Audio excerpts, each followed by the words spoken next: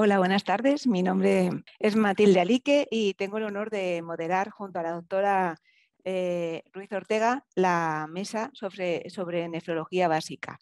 Lamentablemente la doctora Ruiz Ortega se encuentra indispuesta, está enferma y bueno, me pide que pida disculpas en su nombre porque me consta que le hubiese encantado de estar aquí con nosotros. Quería, antes de dar paso a las comunicaciones, animar a la audiencia a que formule las preguntas a través de la plataforma para luego pues plantearlas durante la discusión de los trabajos. Y sin más dilación, pues doy paso a la primera comunicación. Gracias.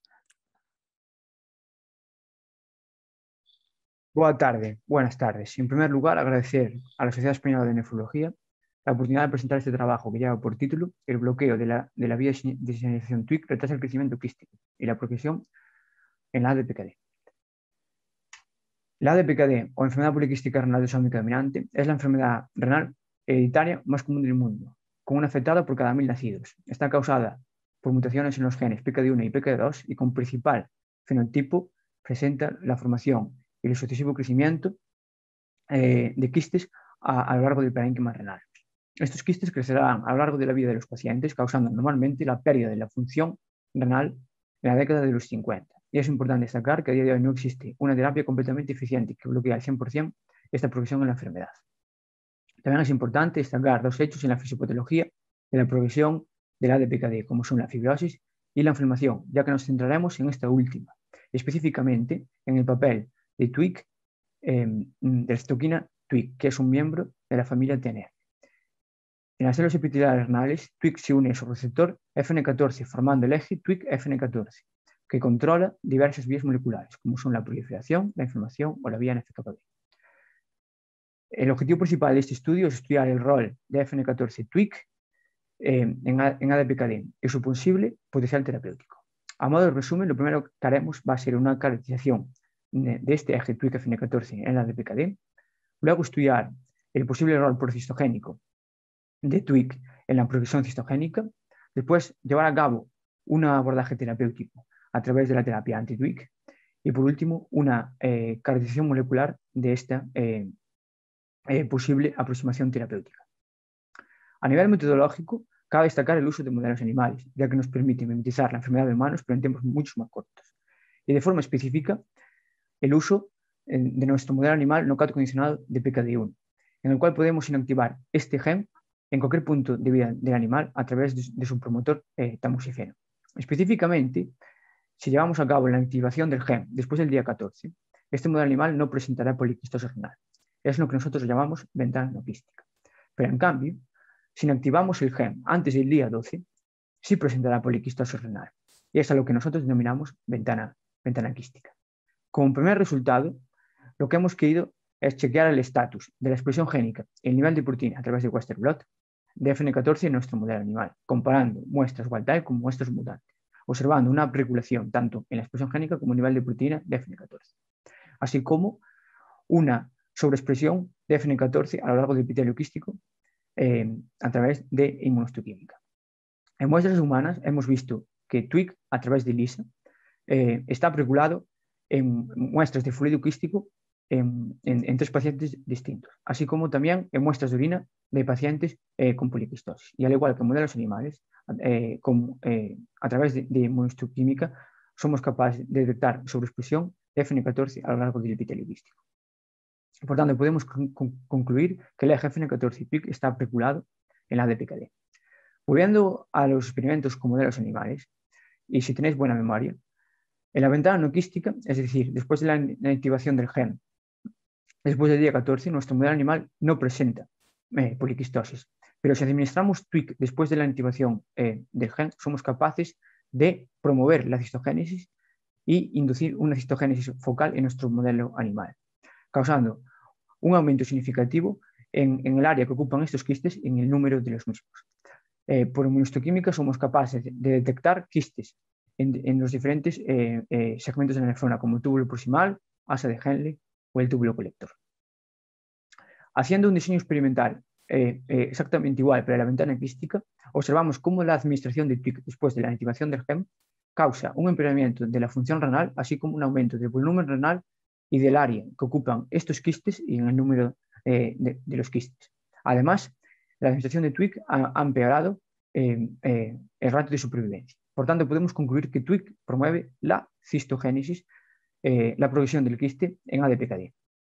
Una vez que hemos demostrado esto último, llevaremos a cabo un abordaje terapéutico a través de anticuerpos neutralizantes de TWIC, lo que nosotros denominamos anti-TWIC. Anti-TWIC, ya en fases muy tempranas de la enfermedad, es capaz de restaurar de forma significativa la función renal, así como inhibir el volumen del riñón, el índice quístico y el número de quistes. De forma específica, anti-TWIC inhibe los quistes que provienen del túbulo proximal y del ducto colector, aquí marcados en verde y en rojo. Y además mejora de forma significativa el ratio de supervivencia. Hablando de la caracterización molecular, hemos querido chequear las MAP-quinasas que están controladas por TWIC. No hemos observado diferencias significativas en ERK, pero sí en los niveles de proteína de fosfo P38 y fosfo-AKT. Además, hemos observado diferencias significativas después del tratamiento con anti-TWIC en el marcador de NF-κB P65.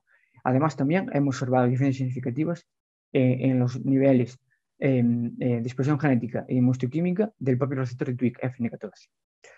Y por último, hemos observado una reducción después del tratamiento con anti-TWIC en los marcadores proinflamatorios MCP1, arginasa 1 y en el reclutamiento de macrófagos. Como conclusión, podemos concluir con este trabajo, demuestra que el eje TWIC FN14 está regulado en el ADPKD y que además ayuda a la progresión del quiste, y que el tratamiento con anti-TWIC ha demostrado eficiencia significativa en el decrecimiento de la formación y la progresión cistogénica. Por tanto, podemos concluir que nuestro trabajo sugiere que la inhibición de TWIC FN14 y del componente inflamatorio de la enfermedad puede ser un abordaje terapéutico plausible. Por último, comentar que este trabajo ha sido publicado en la revista JASON.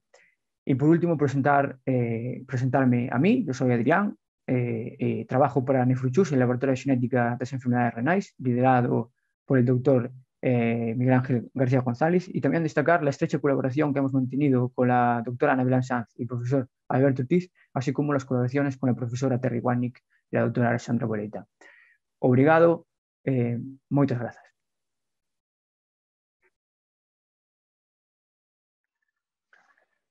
Muchas gracias a la Sociedad Española de Nefrología por habernos dado la posibilidad de presentar nuestro trabajo sobre vesículas extracelulares de células B en receptores de trasplante renal HLA incompatible sometidos a desensibilización previa al trasplante.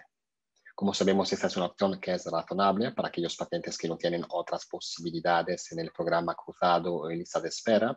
Sin embargo, la tasa de rechazo sigue siendo muy alta, hasta el 50%, con una alta carga inmunosupresora para el paciente y un alto coste económico. Los programas de desensibilización se basan en la negativización del crossmatch por citotoxicidad y también en la negativización o reducción razonable del crossmatch por citometría de flujo o del título de los DSAs. Sin embargo, toda esta información desde el punto de vista biológico se basa en los anticuerpos circulantes, pero no tenemos información sobre las células B de memoria o las células plasmáticas, que son las responsables de la producción de los DSAs. Para acceder a este tipo de información habría que realizar un aspirado de médula ósea, una biopsia del ganglio, que obviamente sería poco práctico o invasivo para el paciente. Así que hemos pensado que igual las vesículas extracelulares circulantes derivadas de células B en sangre podrían reflejar las poblaciones B residentes en la médula ósea y en órganos linfoides secundarios. Sabemos que estas vesículas se generan de las células B tras un estímulo de diferenciación y proliferación. Ya hay mucha experiencia en oncología. Se ha visto que vesículas de células B linfomatosas expresan unos mirnas que se asocia a una resistencia a la quimioterapia. Y también en trasplante renal hay algo de experiencia preliminar. Se ha visto que vesículas extracelulares que se encuentran en la orina y que expresan TD3 se asocian a rechazo celular. Nuestro trabajo consiste en un estudio retrospectivo y uno prospectivo. La parte retrospectiva son pacientes trasplantados entre 2006 y 2015, que se han estudiado 30 pacientes, un grupo control de 9 pacientes no sensibilizado, un grupo hipersensibilizado pero HLA compatible y finalmente el grupo de estudio, que es un grupo de pacientes HLA incompatibles que se han sometido a una desensibilización previa al trasplante por un crossmatch positivo y que se han estudiado en estos 4 puntos temporales. La parte prospectiva se ha llevado a cabo en los últimos años, se han vuelto a analizar las vesículas B circulantes en suero y aparte de eso se ha hecho un análisis en citometría de flujo de las poblaciones linfocitarias periféricas y también de las poblaciones linfocitarias presentes en el ganglio extraído quirúrgicamente en el momento del trasplante. En este caso se han estudiado 2 grupos de pacientes, un grupo de paciente que había recibido una desensibilización previa al trasplante, en este caso por incompatibilidad ABO, y también un grupo control. Las vesículas se han aislado con cromatografía por exclusión de tamaño, se han identificado como vesículas CD9 y CD81 positivas, luego el pool de vesículas ha vuelto a analizarse por marcadores de células B como CD19 y HLA2 y el MFI de CD19 y HLA2 se ha normalizado nuevamente por el biomarcador vesicular CD9. Y luego nos hemos asegurado que estábamos hablando de vesículas, volviendo a repetir el análisis con citometría de flujo y con Nanosite. Ese es el estudio retrospectivo, los datos basales de los pacientes. Como veis aquí, ese es nuestro esquema de desensibilización pretrasplante que se basa en rituximab, recambio plasmático sin inmunoglobulinas, inducción con ATG y triple inmunosupresión con tacrolimus, microfenolato y cortisona. Los datos sobre vesículas TD19 y HLA2 positivas, como veis, hay una bajada significativa con la desensilización. Y luego si analizamos los datos en la primera biopsia y a los 12 meses, en la biopsia de protocolo que se realiza a los 12 meses, hay una profunda diferencia entre aquellos pacientes que rechazan el injerto y aquellos pacientes que no rechazan el injerto. Para ambos biomarcadores y en ambos puntos temporales hay una diferencia estadísticamente significativa que nos dice que aquellos pacientes que rechazan mantienen niveles más altos de vesículas extracelulares circulantes que derivan de células B. Si luego dibujamos la evolución en el tiempo, en el primer año post-trasplante, tanto de las vesículas de células B como del DCA dominante del MFI, vemos que las vesículas de células B son más capaces de discriminar a aquellos pacientes que rechazan, que están marcados en rojo, respecto a aquellos pacientes que no rechazan, que están marcados en azul.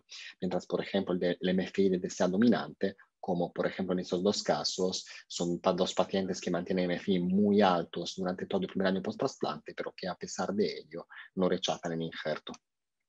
En el estudio prospectivo hemos vuelto a analizar las vesículas extracelulares y hemos vuelto a ver que hay una bajada significativa con la terapia de desensibilización.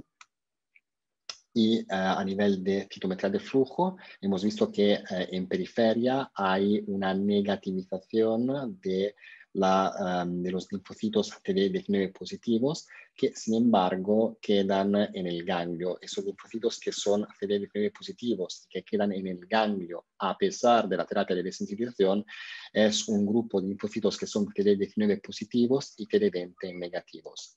Así que son parte de este grupo de células B, a partir de células B de memoria, plasmablastos, células plasmáticas, que son células que van perdiendo progresivamente la expresión de CD20, pero que mantienen la expresión de CD19 y fenotipizando vemos que esencialmente es lo que pasa en nuestros pacientes. Nuestros pacientes pierden con la terapia de desensibilización todo el compartimiento de células B naïf, que son aquellas células que expresan CD20 y que justamente el rituximab se las carga, pero mantienen aquellas células que son CD19 positivas y CD20 negativas, que son células rich memory, que aparte de eso también expresan CD27.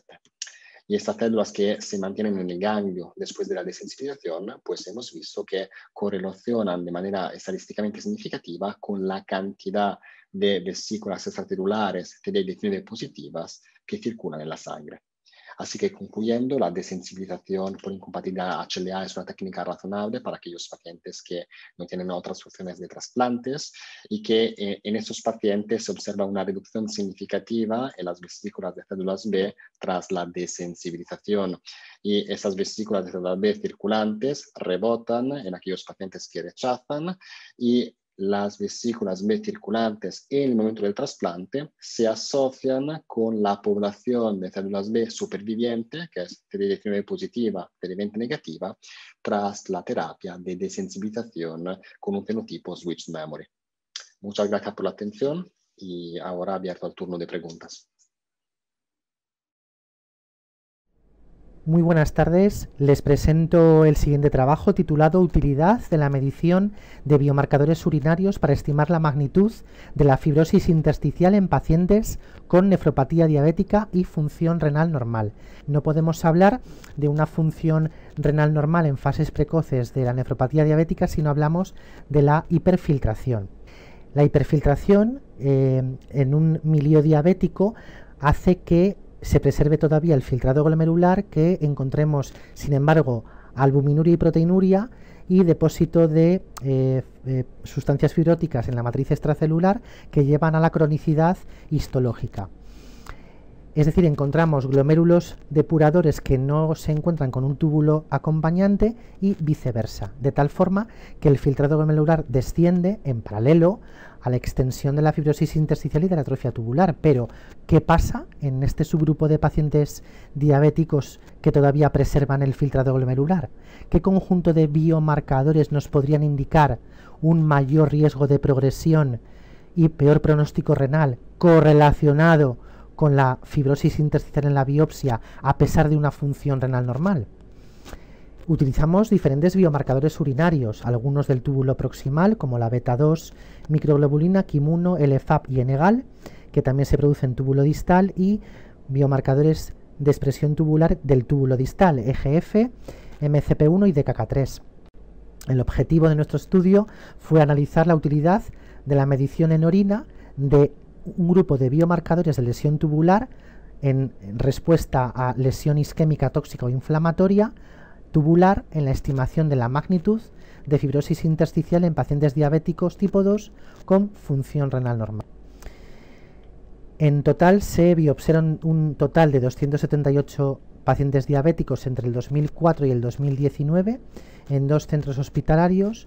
Excluimos pacientes en los que no encontramos nefropatía diabética, pacientes con fracaso renal agudo, pacientes con un filtrado glomerular menor de 90, pacientes con alteraciones en el sedimento urinario, pacientes expuestos a contrastes iodados o a drogas nefrotóxicas o que alteraban la secreción de creatinina o la excreción de creatinina, y incluimos pacientes que habían firmado consentimiento para ser incluidos en el estudio y en los cuales el filtrado glomerular se había medido por cromo-EDTA, que fueron un tal de 118 pacientes en este periodo del 2004 al 2019.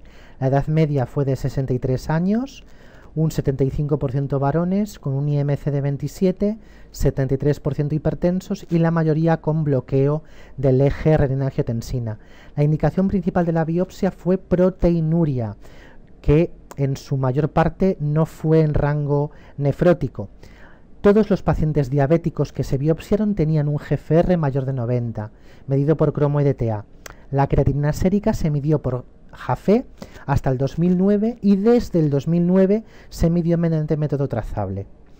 Empleamos como grupo control un grupo de 50 sujetos sanos, pareados por edad y sexo, y recogimos muestras tanto de suero como de orina en los primeros 7 días de la biopsia de todos los pacientes a primera hora de la mañana, centrifugadas y congeladas, y determinamos mediante kits de ELISA de estas casas comerciales estos diferentes biomarcadores urinarios de síntesis tubular.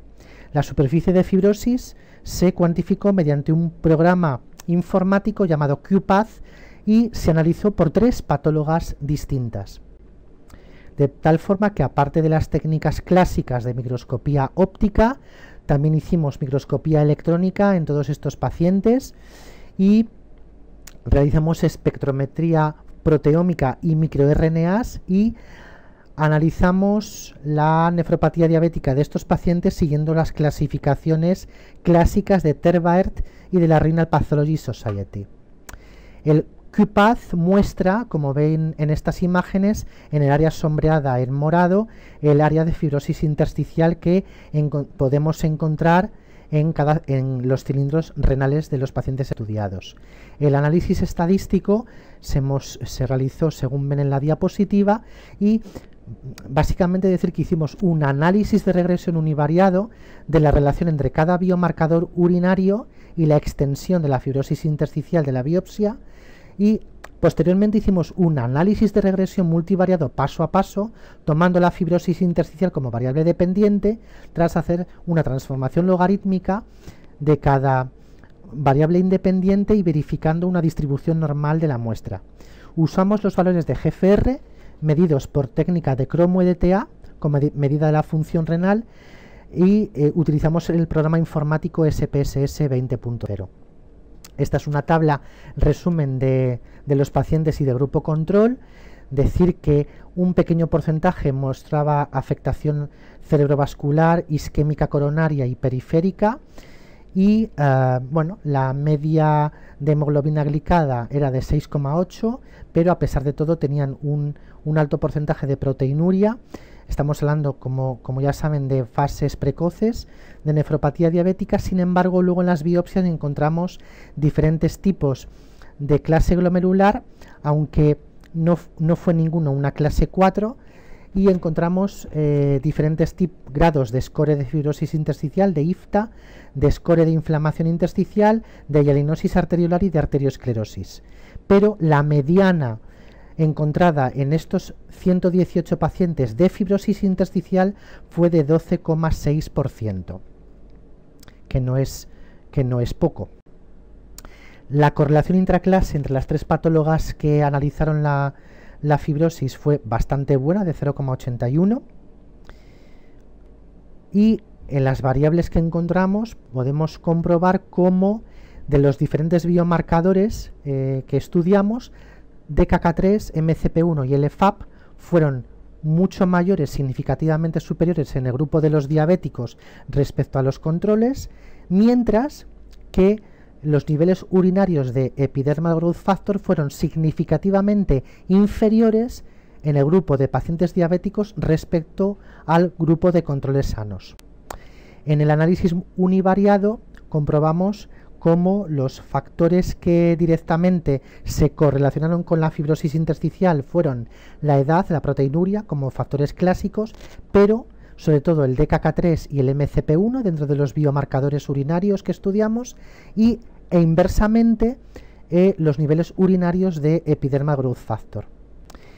En el análisis multivariado, paso a paso, establecimos diferentes modelos de regresión y encontramos que el modelo que mejor predecía la fibrosis intersticial en nuestro subgrupo de pacientes diabéticos con función renal normal fue el que incluyó la edad, la proteinuria como factores clásicos, y dentro de los biomarcadores DKK3, MCP1 y epidermal growth factor.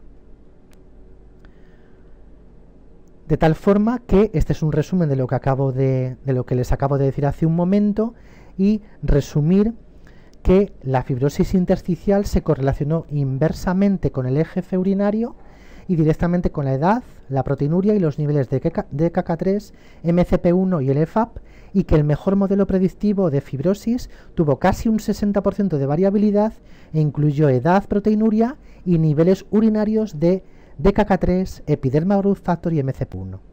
De tal forma que la conclusión es que nuestro estudio aporta un modelo multivariado para estimar de manera no invasiva la magnitud o el área de fibrosis intersticial en la biopsia de pacientes con nefropatía diabética y función renal normal, que podría eventualmente resultar útil en la predicción de la futura progresión de este concreto subgrupo de pacientes. Muchas gracias por su atención.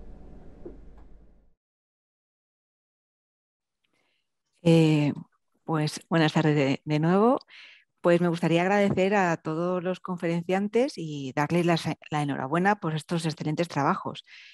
Bueno, me han gustado personalmente mucho y y les agradezco la calidad de los resultados expuestos. También me gustaría comentar, antes de entrar en el turno de preguntas, que el primer trabajo expuesto, la primera comunicación, ha recibido el premio a la mejor comunicación oral. Así que enhorabuena a Adrián, que está por ahí. Gracias. Y bueno, comenzamos con el turno de preguntas. Voy a ver si alguien ha comentado o os formulan preguntas por aquí. Pues la audiencia en principio no tiene preguntas. Animo a la gente que nos esté viendo que vayan formulando sus preguntas. Y mientras tanto, pues si la gente no tiene preguntas, comienzo yo. Por orden, quería preguntar, bueno, a Adrián me ha gustado mucho su trabajo y me resulta muy curioso el modelo animal que tienen para desarrollar una enfermedad poliquística con respecto al tamoxifeno. O sea que realmente es crítico administrar el tamoxifeno en unos días antes o después. Me ha parecido entender, son días de nacimiento, ¿no? Sí, son días de nacimiento, sí. Vale, vale. Y eso Realmente con 2 días de diferencia, y para luego administrar tamoxifeno, pues tienes quistes o no tienes quistes, sí. Luego, el tiempo que se deja al animal son entre 30 a 45 días, dependiendo, o sea, que son realmente, son ratones que no son adultos como tales, ¿no? O sí, llegan a transcurrir. ¿Cuánto tiempo tienen Sí, de...? a partir de los 21 días ya se considera un ratón, digamos que ya ha pasado ya el destete, es a los 21 días, y ya a partir más o menos de los 40 días ya se considera un ratón adulto, sí. Vale. Pero claro, lo que pasa es que con 45 días, como se puede ver en las gráficas de supervivencia, ya tenemos mortalidad por insuficiencia renal. La enfermedad es tan severa que ya los ratones empiezan a morir. Vale, sí, entonces tienen que sí, Los periodos tienen que ser acortar los cortos. sí. Y si siento curiosidad, ¿estos ratones no se administran tamoxifeno? ¿Son viables a largo plazo? Los que se administran tamoxifeno, claro, estamos hablando. A los que no se les administra tamoxifeno. No tienen fenotipo, son ratones cualtales completamente. Vale, claro. vale. Ajá. Muy bien, muy interesante. Y ya, bueno, enhorabuena también por la publicación que han obtenido con estos fantásticos resultados. Y bueno, nos hemos quedado como nuestra mesa de debate es nefrología básica. Me gustaría preguntar cuál es el siguiente paso, cómo pretenden trasladar esta investigación a pacientes o qué han pensado. Sí, es la pregunta clásica. Realmente la molécula, el anti-TWIC, digamos, los anticuerpos neutralizantes, nosotros hemos firmado un MTA con una empresa y la propiedad intelectual y la propiedad material, digamos, de ese fármaco es de esa empresa. De nosotros no depende. Ojalá pueda llegar a la clínica. Con respecto a nosotros, nuestra idea es pues hacer estudios parecidos en modelos animales a largo plazo, es decir, lo que denominamos long terms, es decir, con periodos de tiempo mucho más largos, ya 150 días, 200 días, e intentar también hacer un doble mutante del receptor de TWIC del FN14 con PKD1 y ver si se replican los resultados con esa interacción genética, es decir, inhibiendo genéticamente el receptor, que a ver si replicamos los resultados que hemos obtenido, ¿no? De forma farmacológica. Serían, digamos, el futuro, ¿no? El segundo estudio. Pues fantástico, muy interesante. No quiero demorarme más porque tenemos un tiempo limitado. Sí. Mientras que no entran preguntas, muchas gracias, Adrián. Quería preguntarle a David sobre la comunicación oral. Me resulta muy interesante el tema de las vesículas extracelulares, más bien porque yo trabajo en este tema. Entonces, siento curiosidad por qué se planteó el abordaje, no directamente ver el estudio de las células B, sino estudiar las vesículas extracelulares de las células B en este tipo de injerto. ¿Por qué se planteó esa idea? Gracias, Matilda, por la pregunta. La verdad es que la idea surge un poco sabiendo que las células B ya no las encontraríamos, porque ya sabíamos que al tratar con rituximab es casi imposible encontrar células B a nivel periférico. De hecho, esta es una curiosidad. En un paciente hicimos una citometría de flujo en PBMC 10 minutos después de una dosis de rituximab y no encontramos células B periféricas circulantes. Así que la idea surge un poco de esta evidencia que en los trasplantados renales, después de rituximab, después de una terapia que sea deplectora de células B, pues a nivel circulante no hay nada. Pero esto no quiere decir que a nivel central, a nivel de médula ósea, de órganos linfoides secundarios, no haya células B. Así que la hipótesis surgió de eso. Así que a ver un poco si hay algo a nivel periférico que podamos buscar y que nos pueda decir lo que está pasando a nivel central. Esto fue un poco el motor que empezó el trabajo a principio de todo. Pues nada, muchas gracias, David, y lo siento, pero tenemos poquito tiempo. Hago una última pregunta para Jorge y ya podremos hablar de más de este tema en el futuro. Muchas gracias, David. Y a Jorge quería preguntarle por qué todos estos marcadores que han valorado han sido marcadores urinarios, no han mirado en sangre. Sí, ¿Se correlaciona con sangre? En algunos casos sí, sobre todo por ejemplo en MCP1 y en KIM1 hay muchos trabajos publicados en la literatura sobre la aparición de fibrosis intersticial y la correlación de dichos niveles tanto en sangre como en orina. Básicamente nuestra idea era un poco determinar de una manera no invasiva qué pacientes están en riesgo de progresar más rápidamente que otros, a pesar de que el filtrado glomerular esté todavía preservado en las fases iniciales de la hiperfiltración de la diabetes, ¿no?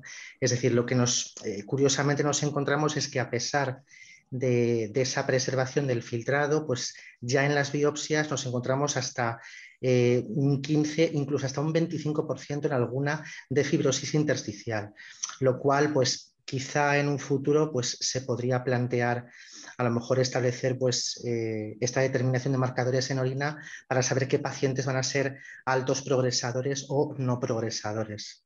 Perfecto. Antes de que el filtrado glomerular Ajá. caiga. Vale, sí, porque en analítica tampoco Claro. podemos decir que sea invasiva. Vale, muchísimas gracias, Jorge. Pues nada, lo siento, nos hemos quedado sin tiempo y no puedo hacer más preguntas, pero seguiremos en contacto. Muchas gracias a todos y enhorabuena por las comunicaciones. Excelente trabajo. Hasta Muchas luego, gracias. buenas tardes. Gracias. Chao. Gracias a Dios. Chao.